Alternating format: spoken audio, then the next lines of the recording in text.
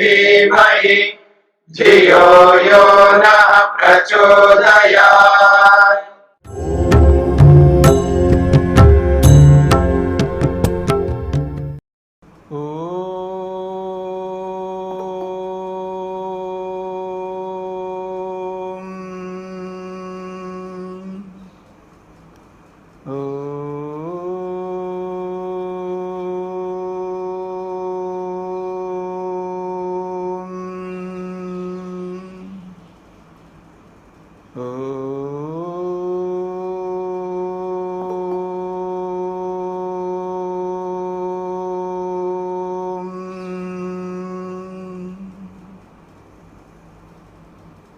हाँ जी, आपने कठोपनिषद और ईशोपनिषद, दो उपनिषदें आपने पढ़ी है।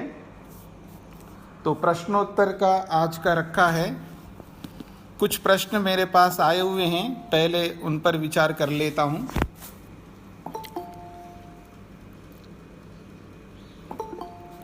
एक प्रश्न है, अविद्या से मृत्यु को तरते हैं और विद्या से मोक्ष को प्राप्त होते हैं। असंभूति से मृत्यु को तरते हैं और संभूति से मोक्ष को प्राप्त होते हैं। इसको व्यवहार में कैसे उतारें, ये प्रश्न है। देखिए, महत्वपूर्ण प्रश्न है, समझने का प्रयत्न करेंगे। अविद्या का अर्थ बताया था कर्म उपासना। कर्म और उपासना से मृत्यु को तर जाता है और विद्या से जो है मोक्ष आनंद को प्राप्त करता है। तो ये जो कर्म और उपासना है, ये ज्ञान पर निर्भर करता है। जिसका ज्ञान शुद्ध है, पवित्र है, निर्मल है, अर्थात जिसका विवेक है, वैराग्य है, तो उसके अनुरूप ही कर्म करता है। अविवेक है, अवैराग्य है, अविद्या है, तो उस अविद्या के अनुरूप ही कर्म करेगा। और ऐसा ही उसकी भक्ति भी उसी प्रकार होगी जैसा उसका ज्ञान है। तो जब विवेक है, वैराग्य है, शुद्ध ज्ञान है, तो उसके जो कर्म होते हैं पाप कर्म नहीं होते हैं। वो पाप कर्म नहीं करता, व्यवहार में पाप कर्म बिल्कुल नहीं करता। और पुण्य कर्म भी नहीं करता। मिश्रित कर्म तो करता ही नहीं, पुण्य कर्म भी नहीं करता, निष्काम कर्म करता है। उसको लौकिक कोई इच्छा नहीं होती, यानी लोकेशना नहीं होती है, वित्तेषणा नहीं होती है और न ही पुत्रेषणा होती है। किसी भी प्रकार की ऐषणा को अपने जीवन में ना रखते हुए जितने भी वो कर्म करता, वो सारे के सारे निष्काम कर्म होते हैं। जब कर्म ऐसे बनाता है व्यक्ति, जिन कर्मों का फल अगला जन्म नहीं है, मेरी बात को समझने का प्रयत्न करना, ऐसे कर्म करता है जिन कर्मों का फल अगला जन्म होगा नहीं।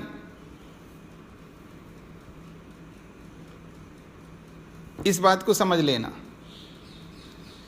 और जो भक्ति है यानी उपासना, अविद्या का दूसरा अर्थ है उपासना।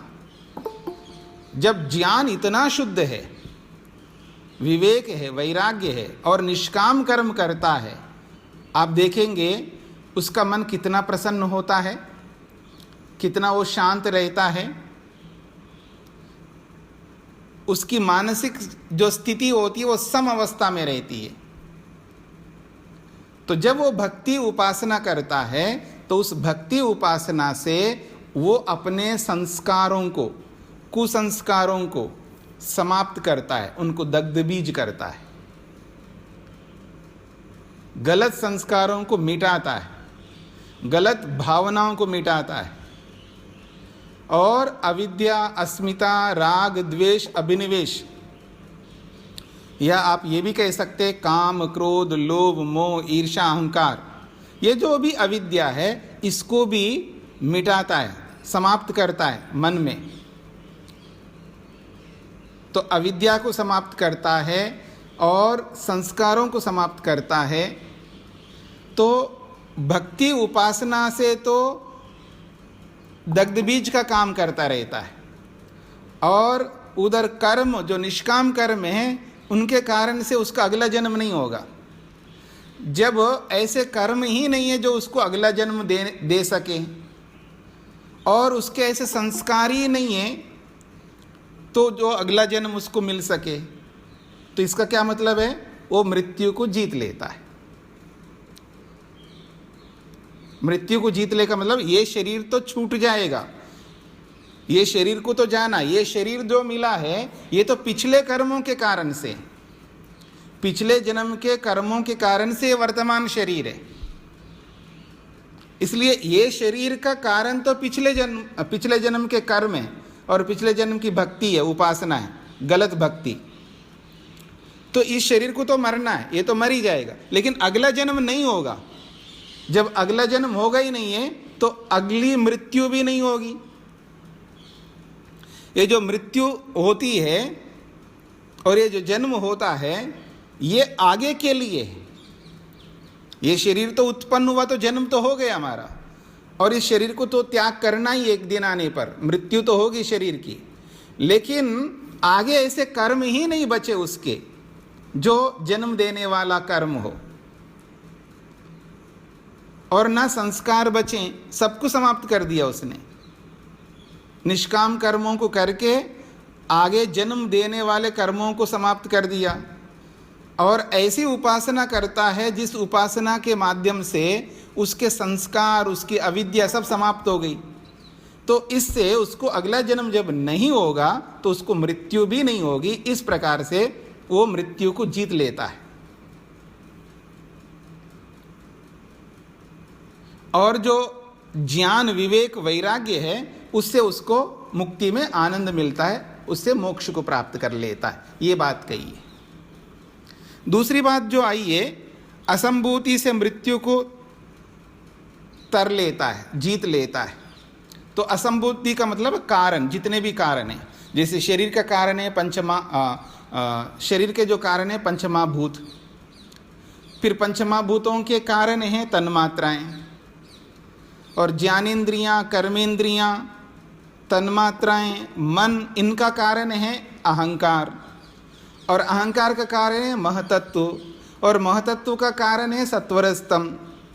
ऐसा तो जितने भी कारण तत्व है, जिसके जो भी कारण बनते, उन सब कारणों को समझता है व्यवहार में। शरीर का जो कारण पंचमहाभूत है तो उन कारणों को जान करके वैसा ही व्यवहार करता है पंचमहाभूतों के साथ जैसा व्यवहार करना चाहिए। धरती के साथ, पानी के साथ, अग्नि के साथ, वायु के साथ कैसे व्यवहार करना है, हम वैसा नहीं करते हैं। बोलते हैं ना आप लोग, पानी का दुरुपयोग करता है व्यक्ति, धरती का दुरुपयोग कर रहे हैं, खोदते जा रहे हैं, धरती को खोखला करते जा रही, इतनी धातुएं जो है ना, इतनी धातुएं निकाल के धरती को खोखला करते जा रहे हैं। तो व्यक्ति जब कारणों को समझता है तो कारणों से कितना लाभ हमको मिल रहा है उसको वैसे ही बनाए रखने के लिए व्यवहार में प्रयत्न करता है। ऐसे ही तन्मात्राओं को जब जान लेता है तो तन्मात्राएं शरीर को धारण कर रही हैं, तो इसको ऐसे धारण करके रखेगा जो कि मोक्ष का कारण बन सके। ठीक से धारण करके रखेगा, यानी तन्मात्राओं को समझने से ये जो कंपन रोग है ना, शरीर ऐसे से कांपता रहता है, आदमी ढंग से खड़ा नहीं हो पाता है, पैरालिसिस हो जाता है, तो व्यक्ति शरीर को ठीक रख नहीं पाता है, तो वो शरीर जो है साधन नहीं बनता मुक्ति का। वो ठीक से बैठ ही नहीं पाता है तो ध्यान कैसे करेगा? तो शरीर को स्थिर करना पड़ेगा। तो कारणों को, जैसे जैसे कारणों को समझता जाता है वैसे वैसे वो कारण जो है मृत्यु को जीतने के कारण बन जाते हैं। मन को समझ लेता है, इंद्रियों को समझ लेता है, फिर अहंकार को समझ लेता है। अहंकार घमंड ईगो करने के लिए नहीं है, अहंकार तो आत्मा की अनुभूति करने के लिए। महतत्व को समझता है तो यथार्थ निर्णय करता है। सत्वर स्तंभ को समझता है तो ये समझता है कि प्रत्येक पदार्थ में सुख भी है, दुख भी है और मूढ़ता भी है। कोई ऐसी वस्तु नहीं है जिसमें दुख ना हो, कोई ऐसी वस्तु नहीं है जिसमें सुख ना हो, कोई ऐसी वस्तु नहीं है जिसमें मूढ़ता ना हो। प्रत्येक वस्तु, सुखदायी वस्तु में भी दुख है और दुखदायी वस्तु में भी सुख है। ये जब कारणों को समझता अच्छी तरह तो उसको किसी भी वस्तु के प्रति न राग होता है न द्वेष होता है।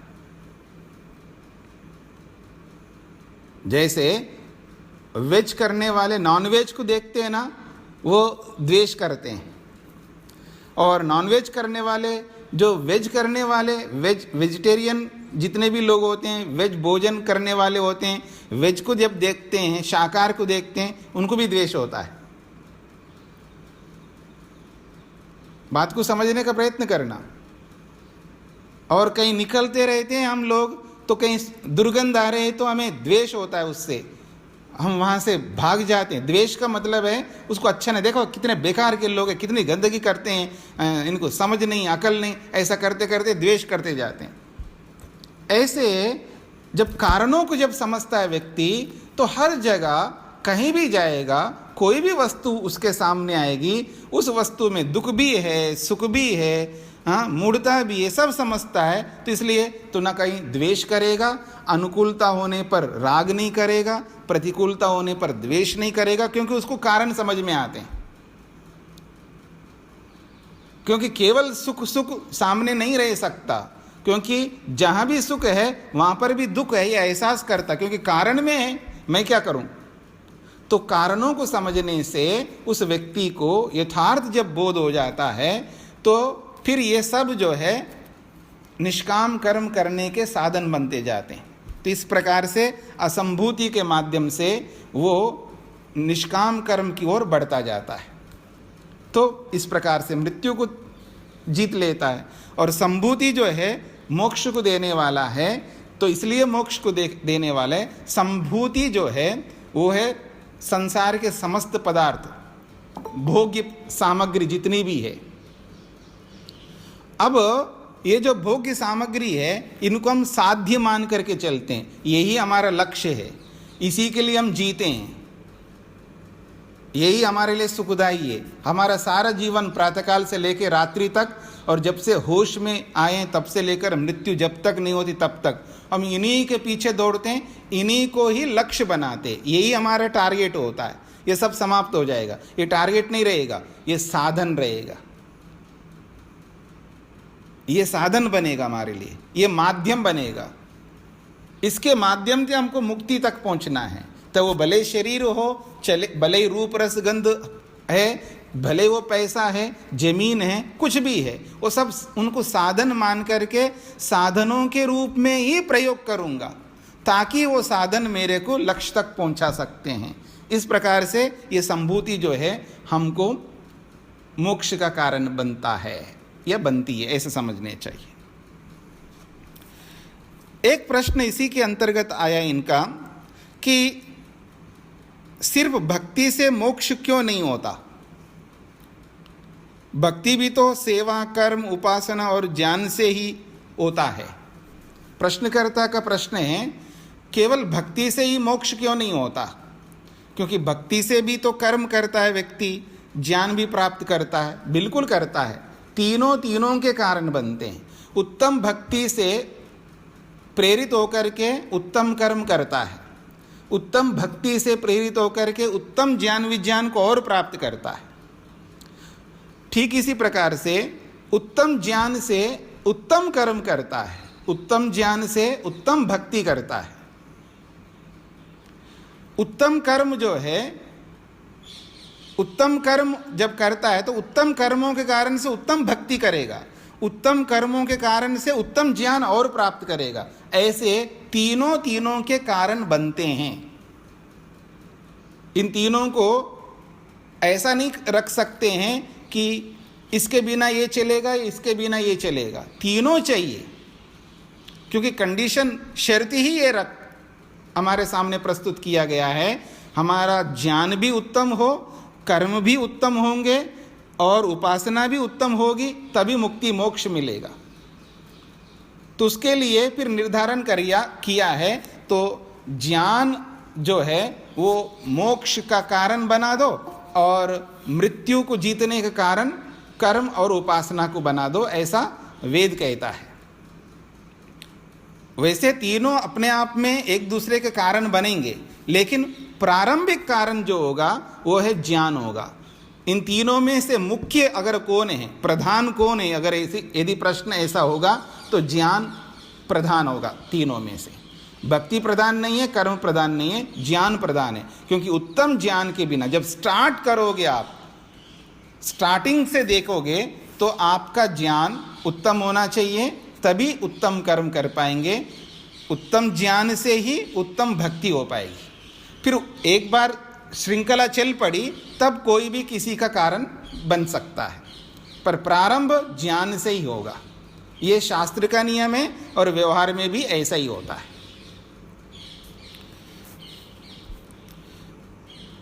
अगला प्रश्न इनका, एन देवा न आपनुवन नैन देवा आपनुवन पूर्वमर्षत, इस मंत्र में बात आई थी। तो प्रश्नकर्ता का प्रश्न है कि जब मंत्र कहता है देव प्राप्त नहीं कर सकते, फिर परमात्मा को संभूति से प्राप्त कैसे कर लेंगे।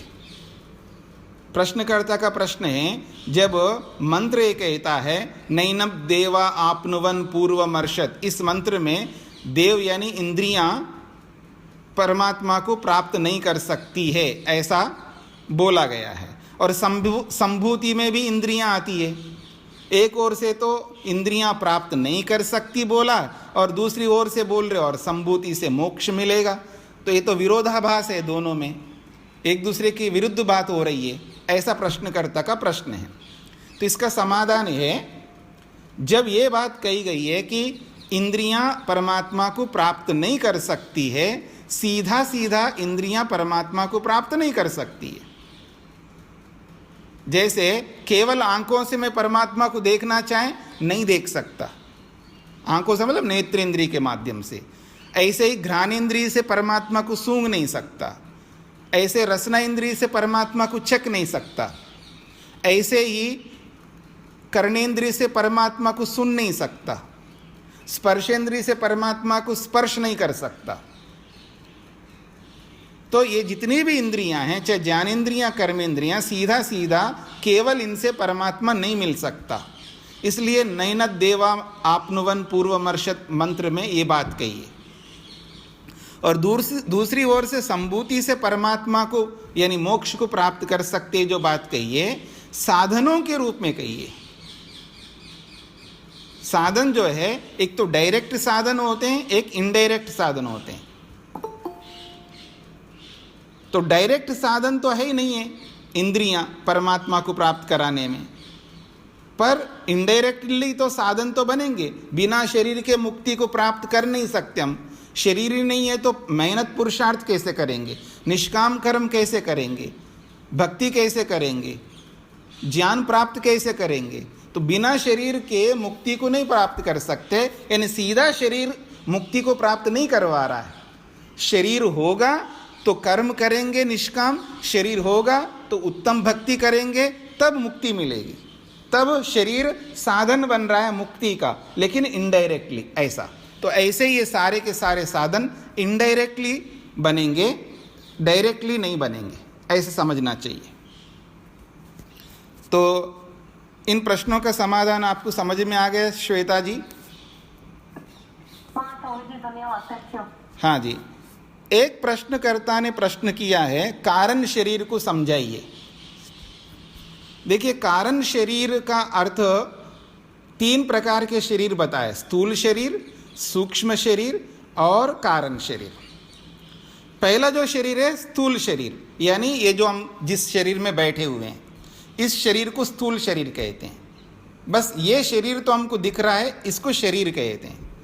और जो सूक्ष्म शरीर है, ऐसा जैसा ये शरीर है, ऐसा कोई शेप वाली, कोई आकृति वाली, ऐसा आकृति से युक्त कोई शरीर ऐसा नहीं है सूक्ष्म शरीर। सूक्ष्म शरीर की कोई ऐसी आकृति नहीं है जिसको शरीर हम बोल सके, देखो जी ये है सूक्ष्म शरीर, ऐसा कोई नहीं है। केवल नाम रखा शरीर। सूक्ष्म तत्व है वो 18। सूक्ष्म शरीर में 18 तत्व होते हैं। उन 18 तत्वों का जो समुदाय है, ग्रुप है, उस ग्रुप का नाम कुछ रखना होगा। तो उन्होंने कहा स्थूल शरीर का कारण बनता है, इसलिए उसको सूक्ष्म शरीर नाम रख दो। तो नाम रख दिया, केवल नेम है, नाम है। जैसे रेडियो का नाम पहले बुश रेडियो रखा था। क्या मतलब है जी बुश का? बुश का तो एक्चुअल बुश का अर्थ होता है झाड़ियाँ, ठीक है ना। अब रेडियो का नाम भी बुश रख दिया और आज आदमी का नाम भी बुश है मान लो, तो ये केवल नेम है, नाम है, केवल व्यवहार के लिए होता है। तो बहुत सारे नाम जो रखे जाते हैं वो केवल व्यवहार के लिए होते हैं। इसको संस्कृत में कहते हैं, व्याकरण की भाषा में कहते हैं रूढ़ी। रूढ़ी का मतलब है शब्द का जो मीनिंग है वो मीनिंग उस वस्तु के साथ घटता नहीं है, केवल नाम के लिए, व्यवहार के लिए, पुकारने के लिए।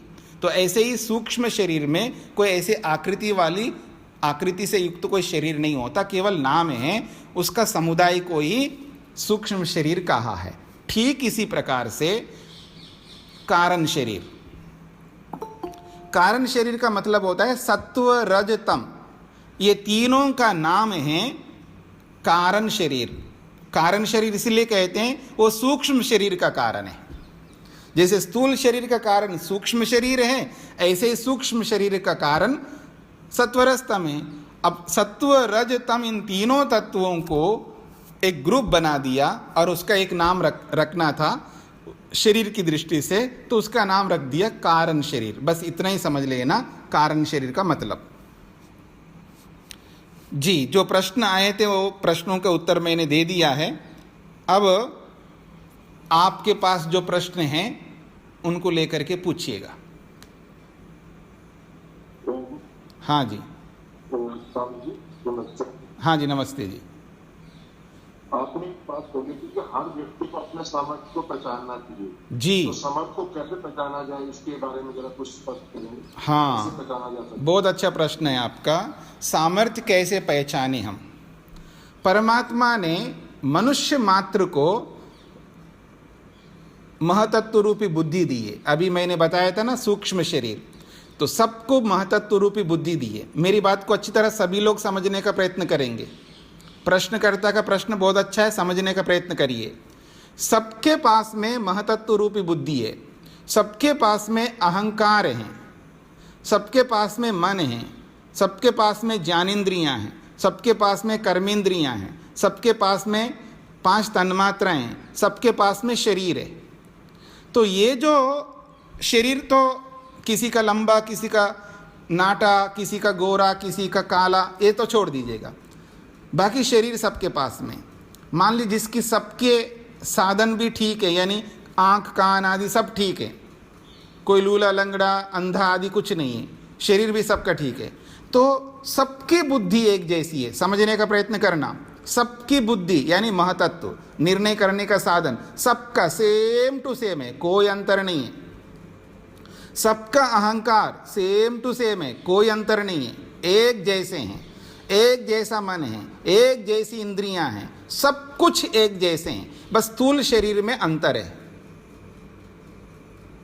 लंबा, काला, नाटा जो भी है, इतना अंतर है। जब साधन सबके पास में हैं, सबके पास में एक जैसे साधन हैं, तो इसका मतलब है आपके पास पूरा सामर्थ्य है, बुद्धि के निर्णय करने का सामर्थ्य पूरा है और अपनी अनुभूति करने का सामर्थ्य पूरा है, मन को एकाग्र करने का सामर्थ्य पूरा है, इंद्रियों से ठीक से काम लेने का सामर्थ्य पूरा है, सब कुछ आपके पास है, कुछ भी कमी नहीं रखा परमात्मा ने। अब रही बात, जो आपने पिछले जन्म में जो भी कर्म करके आए हैं, जो आपके साथ आपके संस्कार पिछले जन्म के होंगे, तो उन पिछले जन्मों के कर्मों के कारण, उनके संस्कारों के कारण जो अविद्या आप लेकर के आए, उस अविद्या के कारण अंतर जरूर है। अब उस अविद्या को दबाना आपके हाथ में है, उन कुसंस्कारों को दबाना आपके हाथ में है, और पिछले जन्म के जो भी कर्म आपने किए हैं उन कर्मों का जो फल भोग रहे हो आप, उसको भी एक सीमा तक रोकने का सामर्थ्य भी आपके पास है। इस तरह अपने आप को समझ करके अपने सामर्थ्य को बढ़ाना है। बढ़ाने का मतलब है बुद्धि जैसी है वैसी रहेगी, उसको एहसास करो, समझो, जब मैं ठीक निर्णय कर सकता हूँ। महर्षि स्वामी दयानंद ने जो निर्णय किया है, कपिल गौतम कनाद ने जो निर्णय किया है, और ऋषियों ने जो निर्णय किया है, महापुरुषों ने जो निर्णय किया है, वर्तमान के बड़े बड़े जो भी विद्वान, जो भी अच्छे लोग हैं, वो जो निर्णय करते हैं वैसा ही मैं निर्णय कर सकता हूँ, ये सामर्थ्य मेरे में है, ऐसा मान करके उस सामर्थ्य का उपयोग करना ही सामर्थ्य बढ़ाना है। ऐसे सबके साथ लगाइएगा। हाँ जी, स्पष्ट हो गया जी? जी हाँ, और किस, हाँ पूछिएगा। नमस्कार स्वामी जी, मेरी आवाज क्लियर है स्वामी? हाँ जी बोलिए। स्वामी जी, मैं ये जानना चाह रही थी कि उपनिषद की जैसे क्लास चल रही है लगातार, पहले हमें तो वो पढ़ा, फिर ईश्वर पढ़ा, अब हम मतलब मैं बहुत ज्यादा आपके साथ में नहीं रह पाई हूँ, क्योंकि मैं यहाँ पर एग्जाम रहती थी और बहुत अच्छा नहीं कर पाई हूँ। अभी संध्या जी हम आपको सीख पाएंगे इस तरीके की क्लास से? आपकी आवाज ब्रेक हो रही है, आप क्या कहना चाहते हैं वो स्पष्ट नहीं सुनाई दे रहा है। स्वामी जी, मैं जानना चाह रही हूँ कि उपनिषद की क्लास जैसे चलेगी जी, मेरी आवाज अभी सुनिए। हाँ बोलते जाइए। अभी क्या हम संध्या भी सीख पाएंगे हम आपसे इसी तरह क्लास में? क्या पूछना चाह रहे हैं आप? संध्या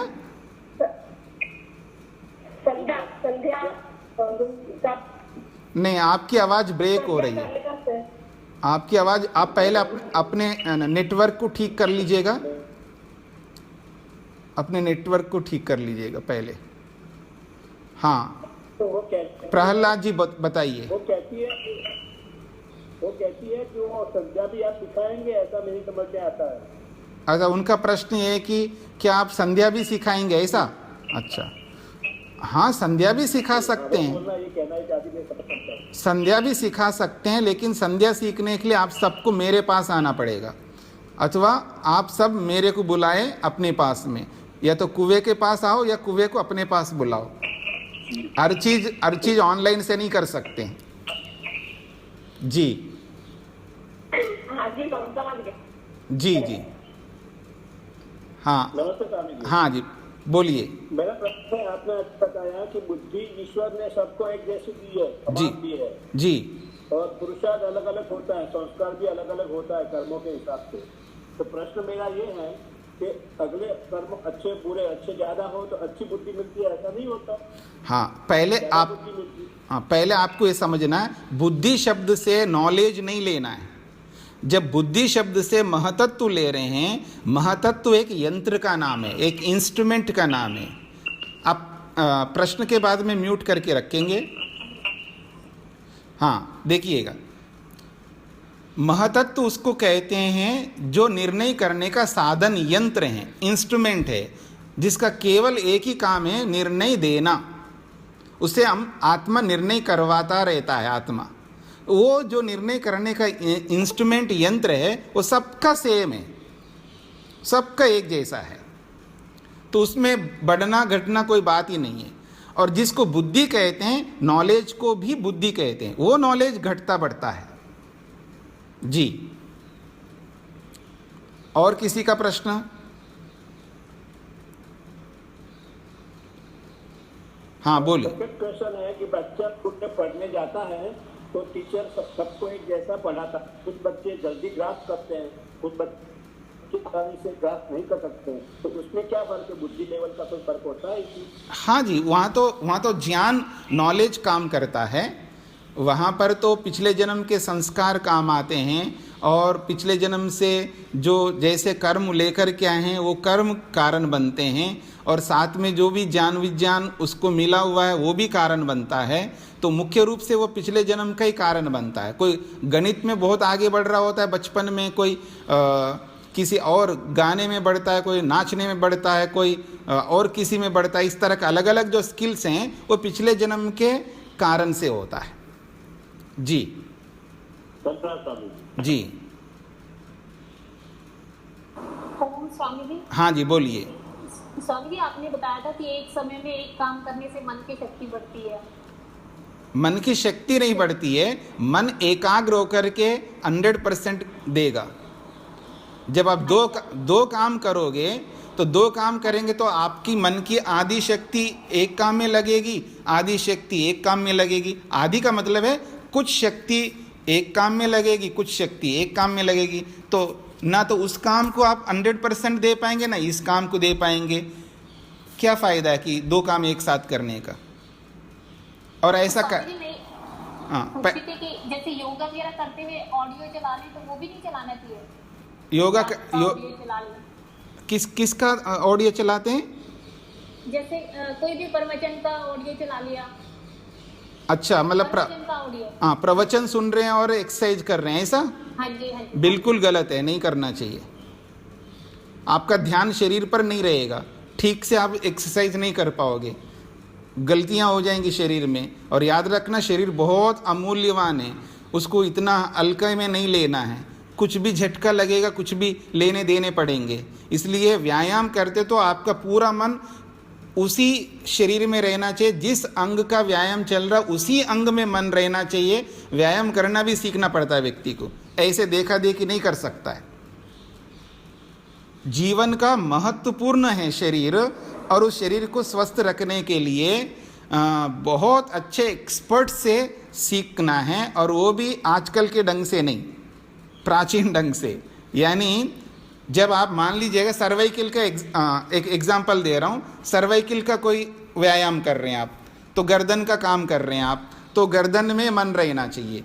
गर्दन को घुमा रहे हैं तो आपका मन पूरे गर्दन के चारों ओर घूमना चाहिए। जिस जिस अवयव में, जिस जिस मांसपेशी में जो क्रिया हो रही है, वहाँ उन मांसपेशियों में जो क्रिया हो रही है उसके अंदर मन लगाना है। अगर वहाँ कोई बीमारी है, कोई रोग है, उसको दूर करने के लिए ईश्वर से प्रार्थना करनी है।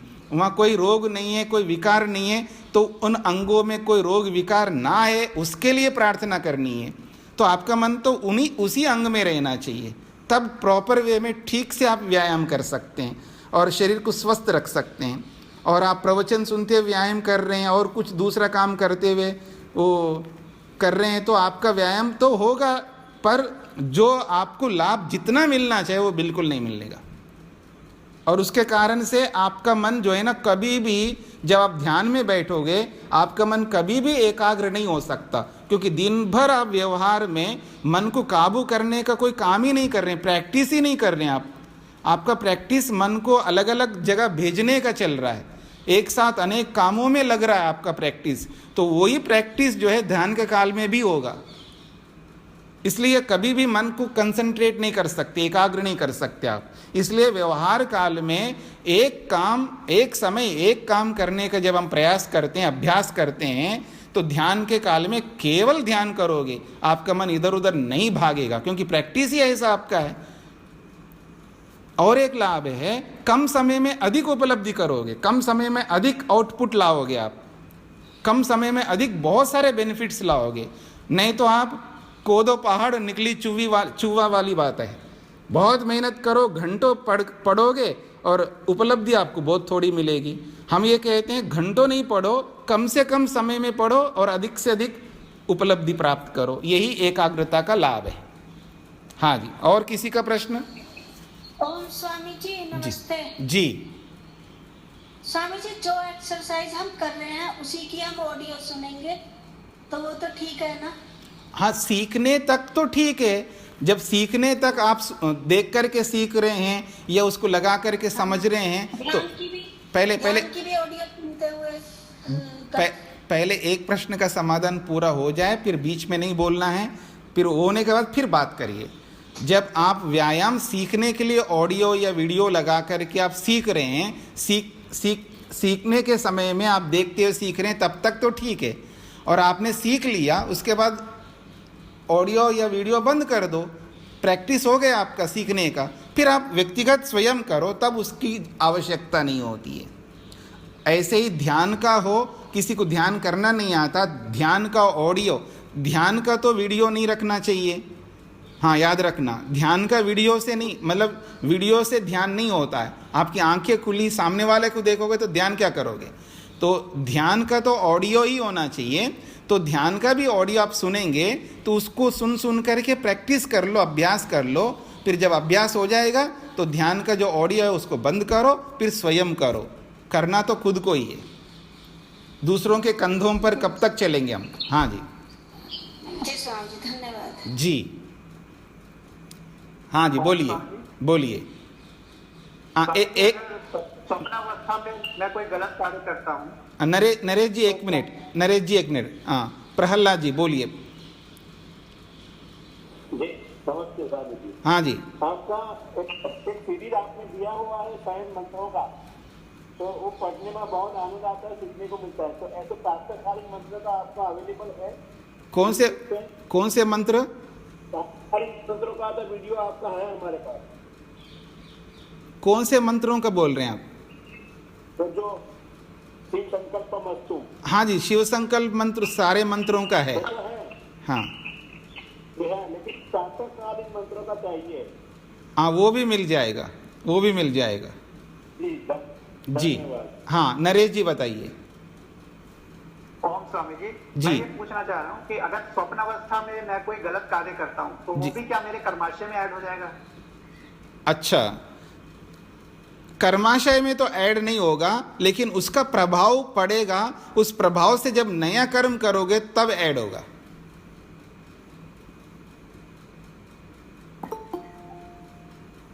जैसे अच्छा स्वप्न आता है, उस अच्छे स्वप्न से प्रेरित होकर के जब उठने के बाद में उस अच्छे स्वप्न को याद करता है व्यक्ति, तो उससे प्रसन्न होता है, उससे शांत होता है। फिर उस प्रसन्नता शांति से नया कर्म अच्छा करेगा। तो जब नए अच्छे कर्मों करेगा तो वो कर्माशय बनेगा। ठीक इसी प्रकार गलत काम करता है मन स्वप्न में, और उससे प्रेरणा ले रहा है, हाँ बहुत अच्छा गलती मैंने किया है स्वप्न में, और ऐसे ही अब जागृत अवस्था में गलतियां करूंगा, मतलब दूसरों को ठगूंगा, जो भी है, और फिर वो गलत कर्म करेगा तो उसका भी कर्माशय बनेगा। स्वप्न में जो होता है उसका कर्माशय नहीं बनेगा। उससे प्रेरित होकर के जागृत अवस्था में जब उनको करने लगेंगे तब कर्माशय बनेगा। जी स्वामी जी, स्वप्न अवस्था के कर्मों का कोई फल नहीं होता? एकदम बीच में मत बोलिए, उनको पूर्ण करने दीजिएगा। हाँ, तो आपका हो गया जी नरेश जी? हाँ जी स्वामी, धन्यवाद। हाँ जी, स्वामी धन्यवाद। हाँ ऋचा जी, आपका जो प्रश्न है कि स्वप्नावस्था के कर्मों का फल नहीं मिलेगा, जब कर्माशय ही नहीं बनेगा तो फल कैसे मिलेगा?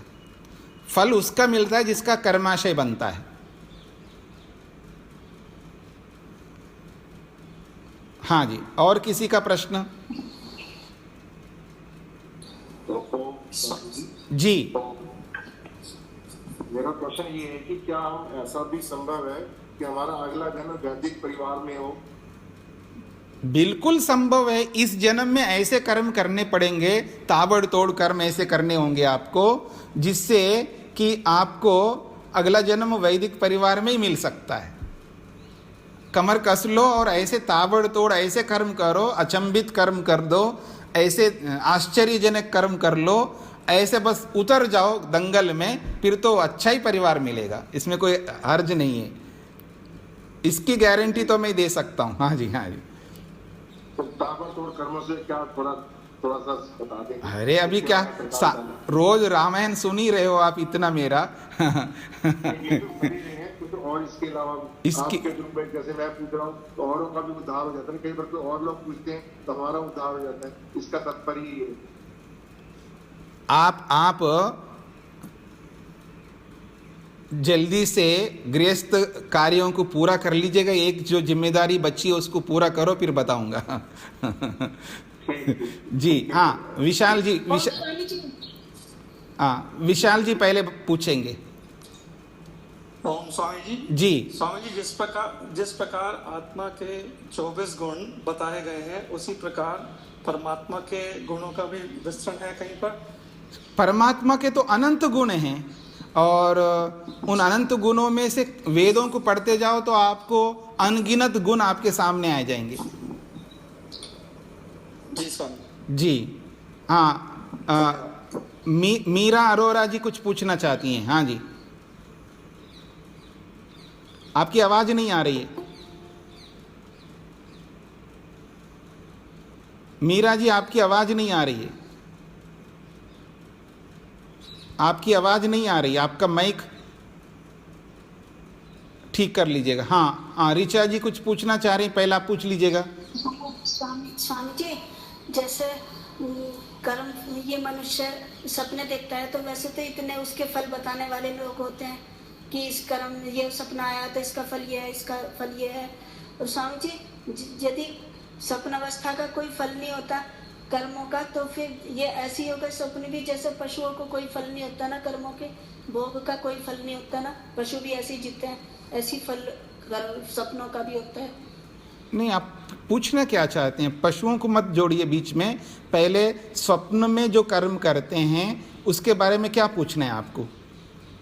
ये ज्योतिष विद्या वाले स्वामी जी निकालते हैं ना बहुत सारे कर्मों के फल, जैसे कुछ भी दिख जाता है। नहीं, स्वप्न के कर्मों का फल दिखाते क्या ज्योतिष विद्या वाले? हाँ स्वामी जी, क्या दिखाते हैं, क्या दिखाते? जैसे पता नहीं कुछ कहते हैं कि कोई मरा हुआ दिख जाता है तो उम्र बढ़ जाती है उसकी। अच्छा, ऐसा।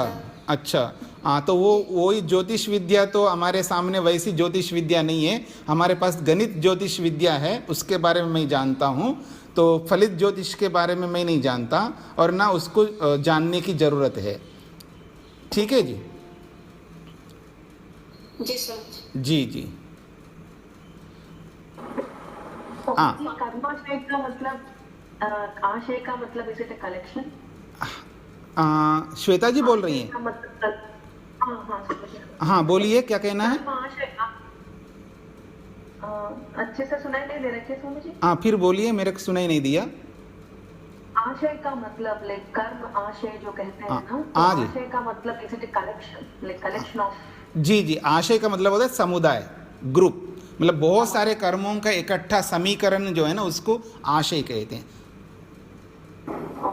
जी। ओम स्वामी जी। जी स्वामी जी, ये जो ईशोपनिषद का एक मंत्र है, पूषण एकर्षे, इस मंत्र में जो पुस्तक के अंदर जो अर्थ दे रखा है उसमें ये बता रहा है कि आपकी रश्मियों को आप समेट लीजिए। जी जी, देखिए, रश्मियों को समेटिए ताकि मैं आपके कल्याणतम तेजोमय रूप के दर्शन कर सकूं। जी जी स्वामी जी, यहाँ रश्मियों को समेटने से क्या मतलब? रश्मि का, हाँ जी, रश्मि के दो अर्थ होते हैं। एक तो सूर्य की किरणों को भी रश्मि कहते हैं और एक ज्ञान की किरणों को भी रश्मि कहते हैं। तो आपकी रश्मियाँ का मतलब है आपकी जो ज्ञान की किरणें हैं ना, उसको समेटने की बात वो कहना चाह रहे लेखक।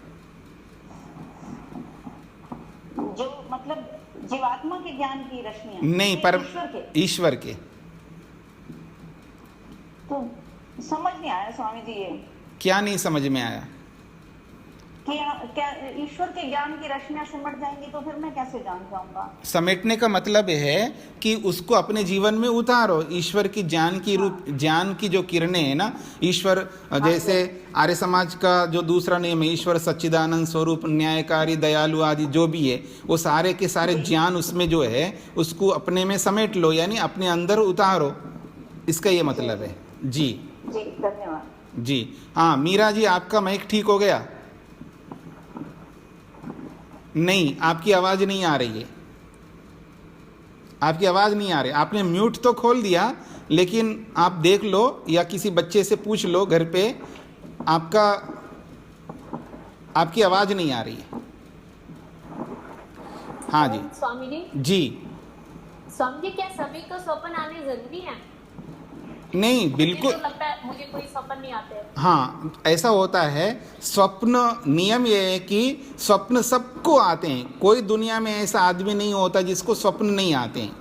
दूसरी बात यह है कि कुछ लोगों को स्वप्न याद रहते हैं और किसी को स्वप्न याद ही नहीं रहते हैं, इसलिए उनको लगता है हमें स्वप्न नहीं आता है। स्वप्न तो उनको भी आते हैं, स्वप्न सबको आते हैं, पर जागने के बाद में उनको याद ही नहीं आता है, इसलिए उनको लगता है कि हमें स्वप्न नहीं आते हैं। जी।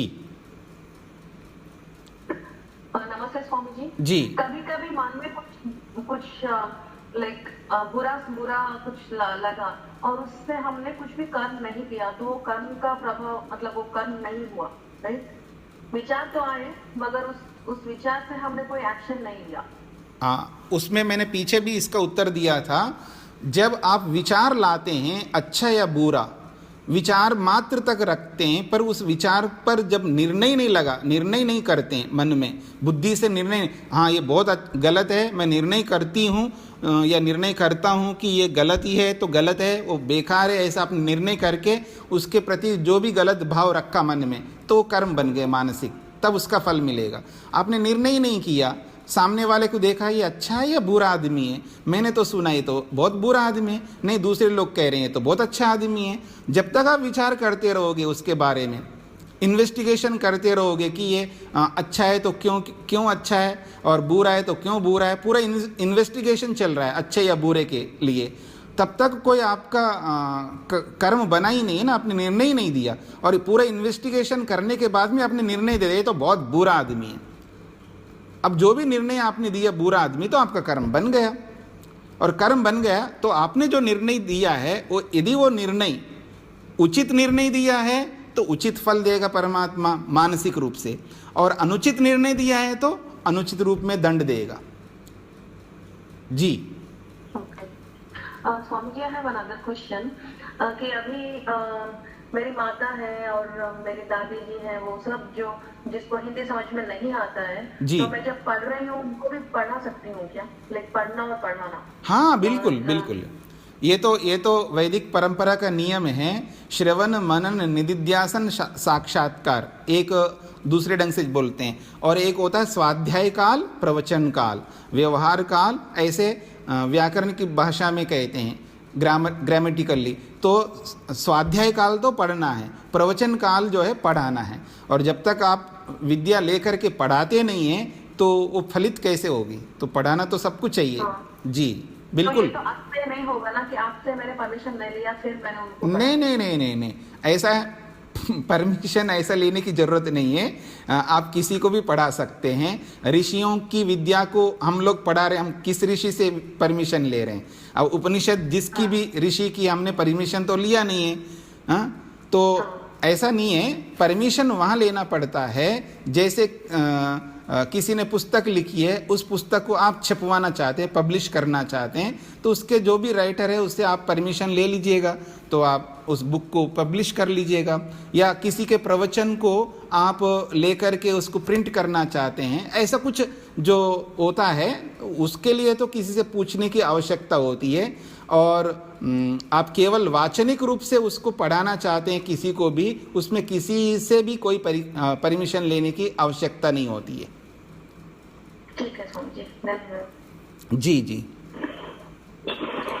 स्वामी जी, हाँ तमन्ना जी बोल रही हैं। हाँ जी बोलिए। स्वामी जी, एक बार सूक्ष्म शरीर के जो घटक है ना, उनके ऊपर एक बार और अगर थोड़ा सा समझ आ रही थी। सूक्ष्म शरीर जो है, जो घटक नहीं, जी अहंकार, मन, जी ज्ञान इंद्रियां, जी 5 तन्मात्राएं। जी जी तो देखिए, सूक्ष्म शरीर में जो 18 तत्व हैं जिनसे हम निर्णय ले, जो भी हमारे जीवन में हम निर्णय करते रहते हैं, जो भी जितने निर्णय किए हैं, आज कर रहे हैं, भविष्य में करेंगे, वो जो निर्णय करने का एक यंत्र है।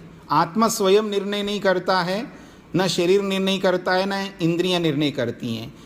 हमारे शरीर के अंदर बहुत सारे इंस्ट्रूमेंट्स हैं, यंत्र हैं। तो एक ऐसा यंत्र है जिस यंत्र के थ्रू आत्मा निर्णय करता है। वो जो यंत्र है जिसके थ्रू करता है, उस यंत्र का नाम है महतत्व, उसको बुद्धि भी बोल देते हैं। तो वो जो महतत्व रूपी यंत्र है वो डिसीजन लेता है, तो वो उसका नाम है महतत्व कहते हैं या बुद्धि कहते हैं। ये पहला तत्व है सूक्ष्म शरीर में। दूसरा है अहंकार। अहंकार उसको कहते हैं जो आत्मा का बिल्कुल एहसास कराने वाला यंत्र है। आत्मा खुद एहसास नहीं करता मैं हूँ, हाँ मैं भी एक आत्मा हूँ, मेरा भी एक एग्जिस्टेंस है, ये जो अनुभूति है आत्मा स्वयं नहीं कर सकता। उसके लिए भी एक यंत्र चाहिए जिसके थ्रू वो करता है। तो उस यंत्र को कहते हैं अहंकार। तीसरा तत्व है मन। ये सब आप जानते हैं, जिससे आप विचार कर रहे हो, मनन कर रहे हो, चिंतन कर रहे हो, उसको कहते हैं मन। और 3 हो गए। 5 ज्ञानेंद्रियां हैं जिनसे आप जानकारी प्राप्त करते हैं, नॉलेज गेन करते हैं, जो श्रोत्रेंद्री है, स्पर्शेंद्री हैं, नेत्रेंद्री हैं, रसना इंद्री है और घ्राणेंद्री है। और ऐसे ही 5 कर्मेंद्रियां हैं जिनसे हम कर्म करते हैं, आंतों से, पाँवों से, वाणी से, ठीक है ना, और 2 गुप्तेंद्रियों से। ये 5 कर्मेंद्रियां हैं। तो 5 कर्मेंद्रियां हो गई, 5 ज्ञानेंद्रियां हो गई, और एक मन, एक अहंकार, एक महतत्व, 13 तत्व हो गए। और 5 हैं तन्मात्राएं। तन्मात्राएं जो है हमारे शरीर को धारण करने का काम करती हैं। उनका नाम है गंध तन्मात्रा। गंध तन्मात्रा उसको कहते हैं जो पृथ्वी तत्व, पंचमहाभूतों में जो पृथ्वी है वो पृथ्वी गंध तन्मात्रा से बनी है। ऐसे ही रस तन्मात्रा है। रस तन्मात्रा उसको कहते हैं जो पंचमहाभूतों में जो जल है वो उसी से बना है। ऐसे ही रूप तन्मात्रा है। पंचमहाभूतों में जो अग्नि है वो अग्नि रूप तन्मात्रा से बनी है। ऐसे ही स्पर्श तन्मात्रा है। जो पंचमहाभूतों में जो वायु है वो वायु स्पर्श तन्मात्रा से बनी है।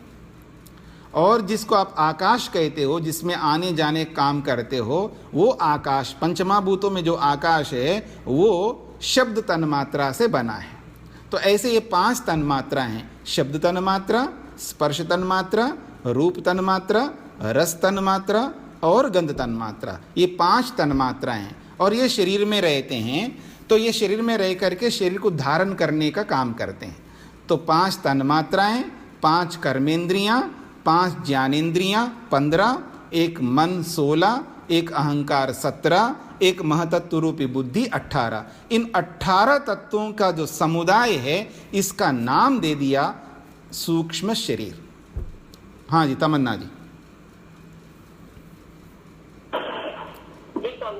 हाँ, अब एक सूचना मैं बीच में देना चाहता हूँ कि अनेक बार बता चुके हैं कि 5 मिनट पहले इसको खोल के रखते हैं और आप लोग ज्वाइन होते जाइए 5 मिनट पहले आकर के, और फिर उसके बाद में 5 मिनट देर तक यानी 6:05 तक इसको एडमिट करने का काम करते हैं।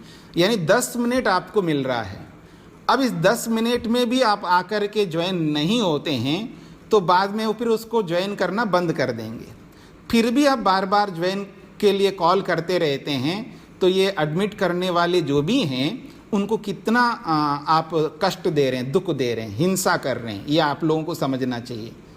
कहाँ आप आध्यात्मिक विद्या को पढ़ने के लिए बैठे हैं और आध्यात्मिक विद्या को पढ़ते हुए आप दूसरों को दुख दोगे तो हिंसा बनेगी, वो अच्छा नहीं है। इसलिए कृपा करके आप सब लोगों को 5 मिनट पहले आकर के ज्वाइन हो जाना चाहिए।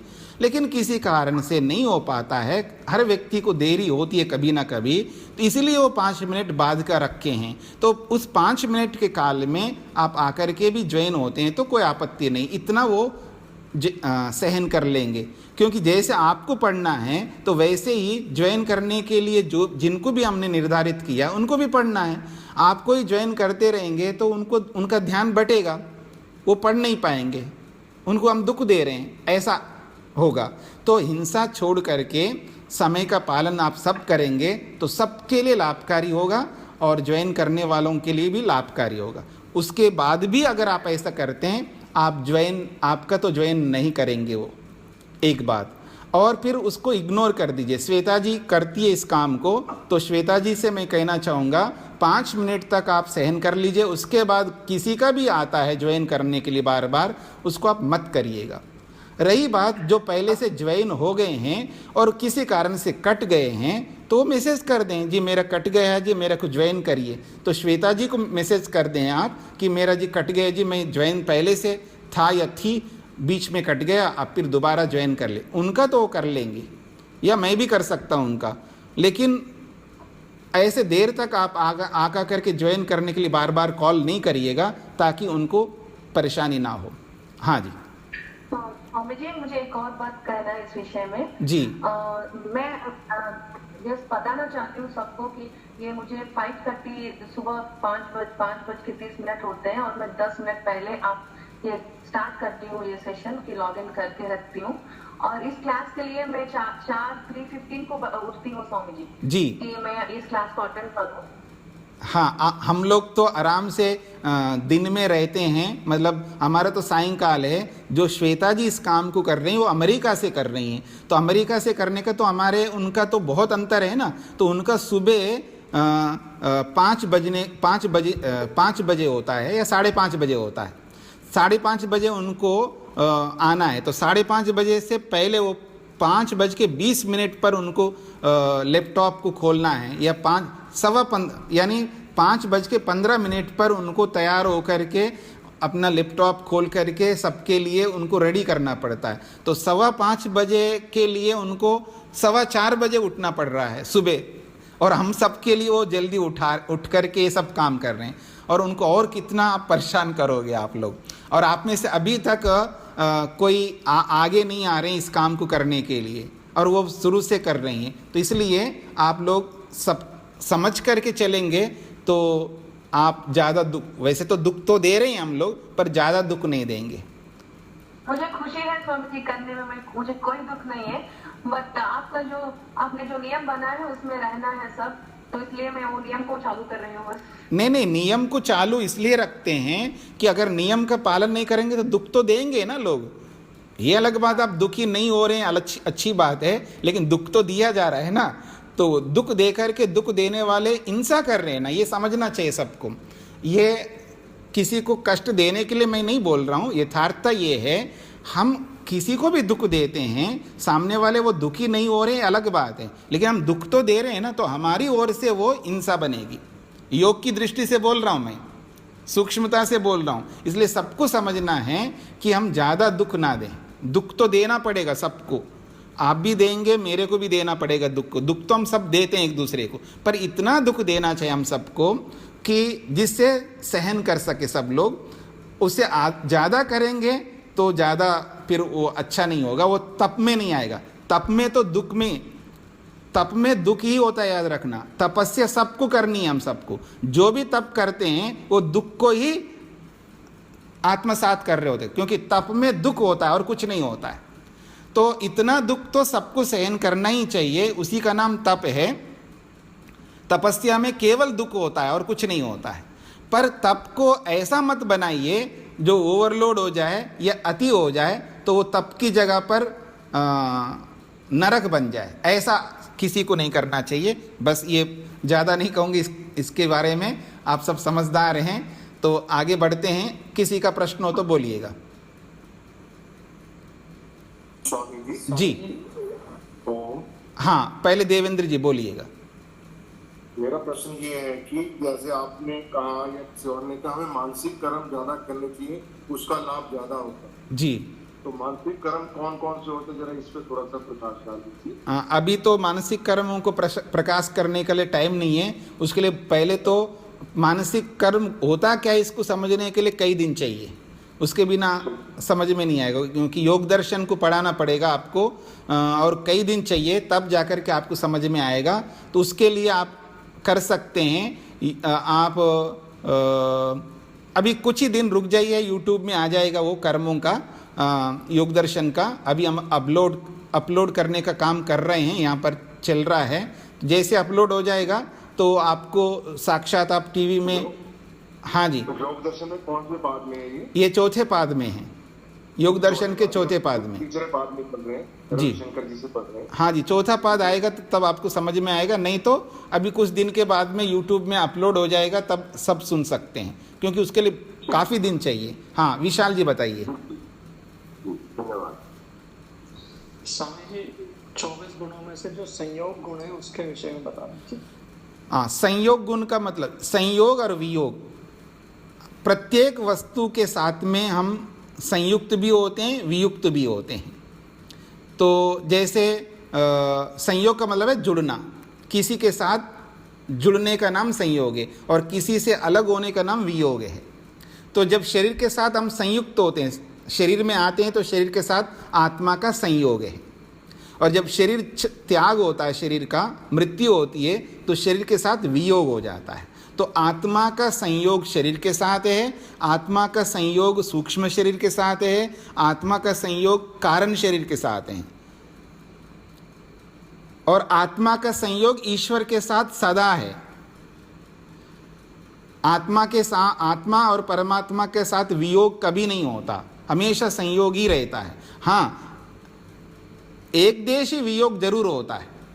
एक देशी वियोग का मतलब है आप घर में बैठे हैं तो परमात्मा सब जगह विद्यमान है, तो घर के देश से वियोग होकर के ईश्वर के बाहर के देश में संयोग हो जाएगा, उसको कहते हैं एक देशी वियोग संयोग। वैसे तात्विक रूप से परमात्मा के साथ हमारा कभी वियोग नहीं होगा। तो संयोग का मतलब है कैसे एक बार फिर से बताना, ये जैसे वियोग हो जाता है? जैसे आप घर के अंदर बैठे हो तो घर के साथ आपका संयोग है, और घर से जब बाहर निकल जाएंगे तो घर से वियोग हो जाएगा। पर परमात्मा तो सब जगह विद्यमान है, तो घर से भी होगा ना, परमात्मा से तो नहीं होगा ना। पहले मेरी बात को पूरी सुन लीजिएगा। परमात्मा तो सब जगह विद्यमान है, तो आप घर के अंदर है, तो घर के अंदर जिस स्पेस पर, जिस स्थान पर आप खड़ी हैं, उस स्थान पर भी परमात्मा है, और उस स्थान पर आप खड़े हो गए, उस स्थान वाले परमात्मा के साथ संयोग है आपका। अब घर से बाहर जो स्थान है वहां पर भी परमात्मा है, तो घर के बाहर वाले जो स्थान है उस स्थान के साथ आपका तो संयोग नहीं है। जब इस घर से बाहर निकल करके आप जाओगे तो बाहर वाले स्थान के साथ संयोग हो जाएगा, और घर वाला जो स्थान है उस स्थान के साथ वियोग होगा। इस रूप में इसको कहते हैं स्थानिक, स्थान के साथ वियोग और संयोग होगा। इसको कहते हैं एक देशी संयोग वियोग। हाँ संतोष जी, समझ में आया? हाँ जी आचार्य जी, हाँ जी स्वामी जी। हाँ जी ठीक है। विशाल जी स्पष्ट हो गया आपको संयोग गुण? जी स्पष्ट। हाँ जी धन्यवाद जी। स्वामी जी एक बात और पूछना चाहूंगी, पूछूं? जी। हाँ जी, मैं आज तक बड़ी कंफ्यूज रहती हूँ। कहते हैं आत्मा के ऊपर कोई परिणाम नहीं होता, आत्मा है परिणामी है, आत्मा देखती रहती है, और जबकि चेतन वो है, और जो काम करती है वो सारी डेड चीजें हैं, जड़ है, मन है। तो फिर ये क्यों कहते हैं ऐसे, जड़ काम कर रहा है और आत्मा देखती रहती है, ऐसा क्यों? अच्छा, अभी आत्मा सुन रहा है या चेतन तो आत्मा? हाँ जी। पहले धैर्य रखिएगा। अभी मैं जो बोलूंगा उसको आत्मा सुन रहा है या कानून से सुन रहा है? मेरे प्रश्न आत्मा सुनती है, आत्मा सुनते, काम तो पहले मेरा प्रश्न को समझ लो। आत्मा सुन रहा है, मैं भी मानता हूं, आप भी मानती हैं, पर मैं पूछ रहा हूं आत्मा सीधा सुन रहा है या कानून से सुन रहा है?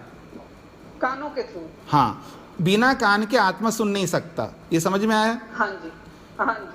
ठीक इसी प्रकार से बिना मन के आत्मा मानसिक कर्म नहीं कर सकता, बिना शरीर के आत्मा शारीरिक कर्म नहीं कर सकता, बिना वाणी के आत्मा वाचनिक कर्म नहीं कर सकता। हाँ जी। तो शरीर में क्रिया हो रही है, लेकिन उस क्रिया को शरीर कर रहा है, ना कि आत्मा कर रहा है। वाणी में क्रिया हो रही है, वाणी चल रही है, ना कि आत्मा चल रहा है। आत्मा नहीं बोल रहा है, वाणी बोल रही है। ऐसे शरीर में कर्म हो रहा है तो शरीर में क्रिया हो रही है, आत्मा में क्रिया नहीं हो रही है। तो ना आत्मा में शारीरिक क्रिया हो रही है, ना वाचनिक क्रिया हो रही है, ना मानसिक क्रिया हो रही है। तो तीनों क्रियाएं मन वाणी शरीर ही कर रहे हैं। तो करने वाले कौन हुए?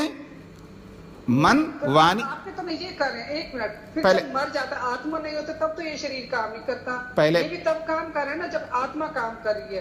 पहले मेरी बात पूरा सुन लेना, फिर बोल देना। तो क्रियाएं कौन कर रहे हैं? मन वाणी शरीर कर रहे हैं। मैं ये नहीं कहना चाह रहा हूं बिना आत्मा के कर रहे हैं, आत्मा के होने पर आत्मा की प्रेरणा से तीनों कर रहे हैं। लेकिन करने वाले कौन है? मन वाणी शरीर है। तो करने वाले तो मन वाणी शरीर है, पर उनसे करवा रहा है आत्मा। तो आत्मा करवा रहा है, इसलिए आत्मा को अनुभव करना पड़ता है, सुख या दुख। पर करने वाले यही है मन वाणी शरीर, ऐसा बोला जाता है। अब बताइए आपको क्या परेशानी है? बस वही परेशानी एज इट इज खड़ी हुई है। क्या परेशानी है? करता तो सारा उसके प्रेजेंस पे होता है काम, अगर वो ना हो तो कुछ भी नहीं कर पाएंगे।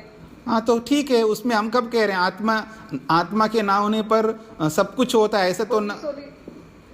हाँ जी, होली सोली तो आत्मा ही है ना, नाम उनका हो रहा है, अभी वो कर रहे हैं। देखिए पहले समझने का प्रयत्न करिए। हम ये नहीं कहना चाह रहे हैं, हम का मतलब कोई भी ये सिद्धांत भी ये नहीं कहना चाह रहा है कि बिना आत्मा के शरीर वाणी और मन कर्म करते हैं। वो यही कहना चाहते हैं शरीर में जब आत्मा होगा, केवल होने से भी काम नहीं चलेगा। कोमा में जो पड़ा है आत्मा तो है, लेकिन फिर भी वहाँ कर्म नहीं होते हैं। शरीर में आत्मा को होना पड़ेगा, और आत्मा जब प्रेरित करेगा इनको, तब ये कर्म करेंगे। कर्म करने वाले तो ये तीनों हैं, हाँ जी, लेकिन प्रेरणा देने वाला आत्मा है। तो जो प्रेरणा देता है उसका फल भी आत्मा को ही मिलेगा। हाँ जी।